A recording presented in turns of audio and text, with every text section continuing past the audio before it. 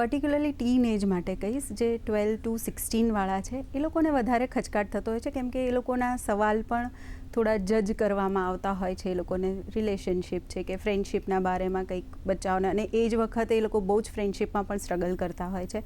એમનું પિયર ગ્રુપ બનાવવાની ટ્રાય કરતા હોય છે, પણ એ બનતું હોય છે, તૂટતું હોય છે.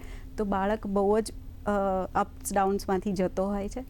અને આ ટાઈમે બાળકની અંદર જે વિચારો ચાલી રહ્યા હોય છે એ એટલા ડીપ હોય છે કે મા બાપ સમજી જ નહીં શકે. એમને એમ થશે કે મેં કંઈ ખરાબ કર્યું, કે મેં તો સારું વર્તન કર્યું છતાં બી એ કેમ રડી રહ્યો છે, છતાં પણ કેમ આ કરી રહ્યો છે.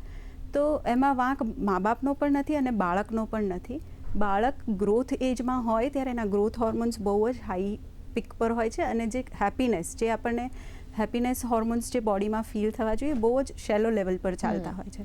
તો બાળકને તમે જોયું હશે, પહેલાં જે હોબીમાં ઇન્ટરેસ્ટ હતો એ અત્યારે નથી. તેનું રીઝન આ હોય છે.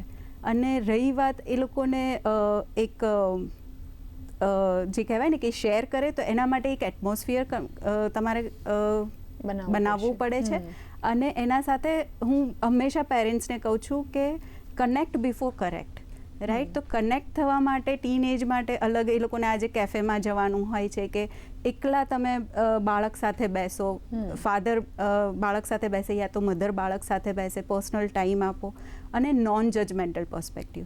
એ કશું બી કે અચ્છા આવું થયું, અરે વાહ, અમારા એજમાં પણ આવું હતું, તમારી પોતાની વાતો શેર કરો, રાઈટ? તો બાળક સેફ અને સિક્યોર ફીલ કરશે તો તમને આપોઆપ બધું આવીને કહેશે.